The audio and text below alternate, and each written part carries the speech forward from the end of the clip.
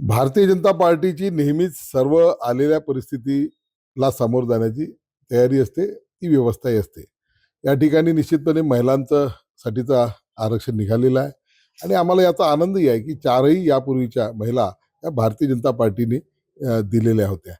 त्यामुळे याही वेळेस आमच्याकडे साधारणतः भारतीय जनता पार्टीच्या 4 आणि आमचा जो मित्रपक्ष आहे शिवसेना, त्यांचं एक असे 5 महिला उमेदवार आमच्याकडे या ठिकाणी या आरक्षणामध्ये महापौर पदाच्यासाठीच्या निवडून आलेल्या आहे.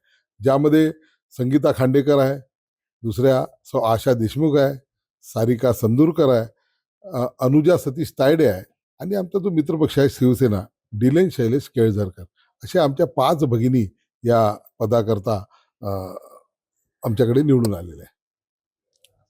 कसा निर्णय होणार आहे, कशा आधारावर निर्णय होईल काही शक्य? निर्णय तर हा संख्याबळाच्या आधारावर होत असतो. आता संख्याबळ आमच्याकडे 24 आहे. इतरही पक्षांच्याशी बोलणी चालू आहे. काँग्रेसचे सुद्धा बरेच लोक जे इच्छुक आहे ते आमच्यासोबत संपर्कात आहे. त्यामुळं निर्णय येणाऱ्या काही दिवसामध्ये तुम्हाला कळेल. काँग्रेसच्या अंतर्गत वादाचा फायदा भाजपला मिळू शकतो का? कशा पद्धतीनं कोण कोण संपर्कात आहे? हे बघा की काँग्रेस ज्या पद्धतीनं या ठिकाणी भांडण करत आहे, ज्याला वाद म्हणता नाही येणार, भांडणच म्हणता येईल. आणि जे बयानबाजी होत आहे ही अतिशय खेदजनक आहे. एकीकडे लोकांनी निवडून दिलं तुम्हाला आणि दुसरीकडे मात्र आपल्याच गटाचा महापौर व्हावा यासाठी 2 मोठे नेते ज्या प्रकारची भाषा, ज्या प्रकारचं वागणूक होत आहे, हे काही दिसताना बरोबर दिसत नाही आहे. आणि त्यामध्ये निश्चितपणे जितका त्यांचा वाद विकोपाला गेलेला आहे, भांडण विकोपाला गेलेला आहे, त्यानुसार असा वाटत नाही हे दोघेही या ठिकाणी एकत्र येणार. हे 2 वेगवेगळे गट कायमचे राहतील आणि त्यामध्ये आम्ही आता या ठिकाणी आमचं 24चं संख्याबळ घेऊन बसलेलं आहे.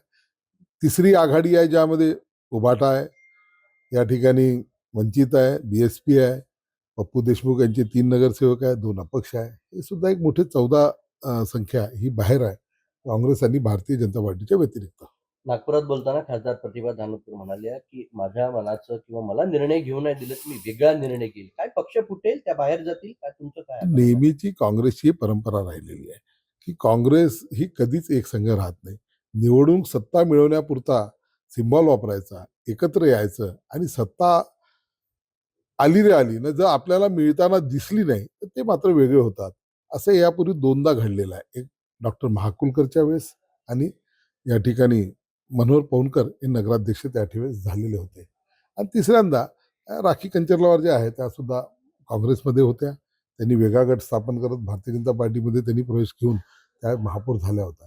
ही परंपरा काँग्रेसची आहे आणि ही परंपरा याही वेळेस कायम राहील असं म्हणायला काही हरकत नाही. 2 गटांपैकी भाजपला जवळचा गट कोण? राजकारणात कोणीच जवळचा नसून कोणीच दूर नाही.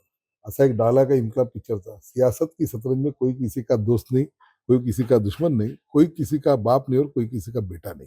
तसं याच्यामध्ये कोणीच जवळ नसतं आणि कोणीच दूर नसतं. जे येतील, जे आमचं समर्थन करतील त्यांना सोबत घेऊन चंद्रपूरच्या विकासाला पुढे जाण्याची आमची भूमिका आहे.